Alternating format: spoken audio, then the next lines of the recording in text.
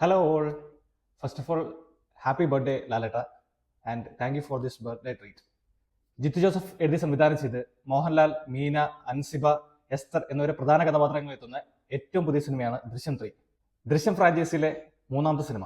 One of the most awaited ആയിട്ടുള്ള movie എന്ന് വേണമെങ്കിൽ നമുക്ക് പറയാം. എല്ലാവരും ഒരേപോലെ വളരെ ആകാംക്ഷയോടെ എങ്ങനെയായിരിക്കും എന്ന് വളരെ ക്യൂരിയോസിറ്റിയോടെ ഇരുന്നൊരു മൂവിയാണ് ദൃശ്യം 3. ആ ഒരു ഹൈപ്പ് അല്ലെങ്കിൽ ജനങ്ങളുടെ ഇടയിൽ ഉണ്ടായിരുന്ന മൗത്ത് പബ്ലിസിറ്റി കൊണ്ടുണ്ടായ ഹൈപ്പ് തന്നെ, ആ ഒരു ഹൈപ്പിനെ ഒന്നും താഴ്ത്തി കിട്ടാതെ തന്നെ നല്ല അടിപൊളി ഒരു സൂപ്പർ ഇമോഷണൽ ഡ്രാമ ത്രില്ലറാണ് ദൃശ്യം 3. മെയിൻലി ജോർജ് കുട്ടി എന്ന് പറയുന്ന ക്യാരക്ടറിന്റെ ഇമോഷണൽ ട്രാവലാണ് കൂടുതൽ കാണിക്കുന്നത്. ഈ ഒരു ക്രൈം ജേർണിയിൽ ആ ഒരു ക്യാരക്ടർ ഫേസ് ചെയ്യുന്ന ഇമോഷണൽ ആയിട്ടുള്ള, അതായത് നമ്മൾ ഒരു ക്രൈം ചെയ്തു പോയി, അപ്പൊ അത് കഴിഞ്ഞ് നമ്മൾ എന്തോരം അത് ഹൈഡ് ചെയ്യാൻ നോക്കിയാലും നമ്മളെ ഇമോഷണലി അത് ഡ്രാഗ് ചെയ്യുന്ന ഒരു പോർഷൻ ഉണ്ട്. ആ ഒരു പോർഷനാണ് മൂവിയിൽ മെജോറിറ്റി കാണിച്ചിരിക്കുന്നത്.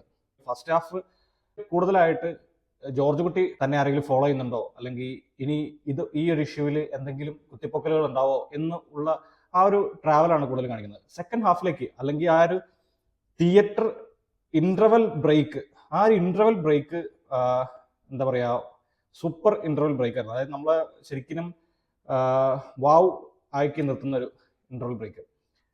ഒത്തിരിയായിട്ട് ഡീറ്റെയിൽ ചെയ്ത് പല ക്യാരക്ടേഴ്സിനെ പറയാൻ പറ്റില്ല, കാരണം ചില ക്യാരക്ടേഴ്സിന്റെ തിരിച്ചുവരവുകൾ അല്ലെങ്കിൽ ആ ഒരു ക്യാരക്ടേഴ്സിന്റെ പ്ലേസ്മെന്റ്സ് നമ്മൾ ഓൾറെഡി ആ ഒരു ട്രെയിലറിൽ ഡിസ്ക്ലോസ് ചെയ്തിട്ടില്ല. അപ്പൊ അത് ആ ഒരു ഹൈപ്പ് നമുക്ക് കിട്ടാൻ വേണ്ടി തന്നെ സ്പോയിലർ ആയിട്ടിരിക്കുന്നതാണ് നല്ലത്. സോ അതുകൊണ്ട് ആ ഒരു സ്പോയിലേഴ്സ് നമ്മൾ ബ്രേക്ക് ചെയ്യുന്നില്ല. ബട്ട് സെക്കൻഡ് ഹാഫിലേക്ക് വരുമ്പോൾ ഉള്ള ആ ഒരു ത്രില്ലർ പോർഷനൊക്കെ എന്നാൽ ആ ഇമോഷണൽ ഡ്രാമേനെ ഒട്ടും താഴ്ത്താതെ തന്നെ ഒരു ത്രില്ലർ ഇമോഷണൽ ഡ്രാമ എന്നുള്ള ബേസിലാണ് മൂവി കൊണ്ടിരിക്കുന്നത്. എടുത്തു പറയേണ്ടത് ഇതിനകത്തുള്ള എല്ലാവരുടെയും പെർഫോമൻസ്.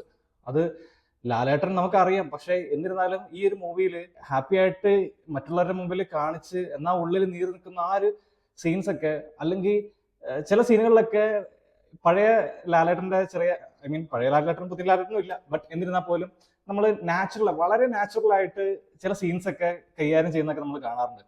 ആ ഒരു രീതിയിൽ സിമ്പിളായിട്ട് ഒരു നഖം വിട്ടുന്ന സീനൊക്കെ ഉണ്ട് ഇതിനകത്ത്.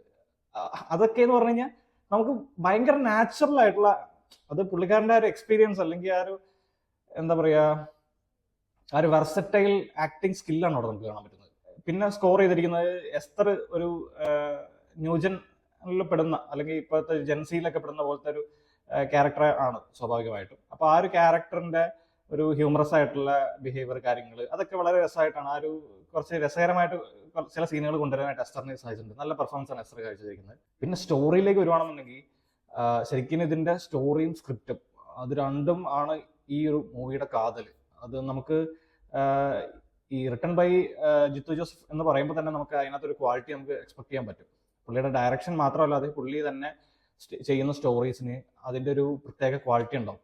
അപ്പോൾ ആ ഒരു ക്വാളിറ്റി ഇതിനകത്ത് നമുക്ക് കാണാൻ പറ്റും. ആ ഒരു എൻ്റെ സ്റ്റോറി കൊണ്ടുപോകുന്ന രീതി, കൂടുതലും ഡയലോഗ്സ്, കാര്യങ്ങൾ, ചിലപ്പോഴൊക്കെ ചില ക്യാരക്ടേഴ്സിന്റെ പേര് പറയുമ്പോഴേക്കും നമുക്ക് മുന്നേ ഉള്ള സിനിമകളിൽ അല്ലെങ്കിൽ മുന്നേ ഉള്ള പാട്ടിലുള്ള ചില ക്യാരക്ടേഴ്സിന്റെ പേര് നമുക്ക് കൺഫ്യൂഷൻ ആവുന്നുണ്ടെങ്കിലും ഓൺ ദ വേയിൽ നമുക്ക് സീൻസിൽ അവരെ പ്ലേസ് ചെയ്യുമ്പോഴേക്കും നമുക്ക് ഓക്കെ ഇന്ന ആളാണ്, അല്ലെങ്കിൽ ഇന്ന ആളുടെ മോളാണ്, അല്ലെങ്കിൽ ഇന്ന ആളാണ് എന്ന് നമുക്ക് അവിടെ ക്യാച്ച് ആവുന്നുണ്ട്.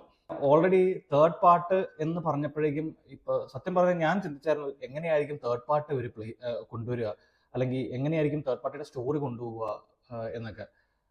ബട്ട് ഇപ്പോ അവര് ഓൾറെഡി ചില ഇന്റർവ്യൂസിലൊക്കെ പറഞ്ഞായിരുന്നു നാലാമത്തെ ഭാഗം ഉണ്ടാകും, അല്ലെങ്കിൽ നാലാമത്തെ ഭാഗം വേണമെങ്കിൽ ചെയ്യാം എന്നുള്ളത്. അത് ഈ മൂന്നാം ഭാഗം കണ്ടിറങ്ങുമ്പോൾ കാണുന്ന എല്ലാവർക്കും ഉറപ്പാണ് നാലാം ഭാഗത്തിനുള്ള ഐഡിയാസ് അല്ലെങ്കിൽ നാലാം ഭാഗത്തിനുള്ളത് ജിത്തു ജോസഫിന്റെ കയ്യിലുണ്ട്, ഉറപ്പായിട്ടുള്ള കാര്യമാണ്. ആൻഡ് നമുക്കത് എക്സ്പെക്ട് ചെയ്യാനും പറ്റും നാലാം ഭാഗം. സോ എല്ലാവരും തിയേറ്ററിൽ തന്നെ പോയി കാണുക. നല്ലൊരു മൂവിയാണ്. ആൻഡ് അടുത്തൊരു സിനിമയുടെ വിശേഷങ്ങളായിട്ട് വീണ്ടും കാണാം. Till then bye.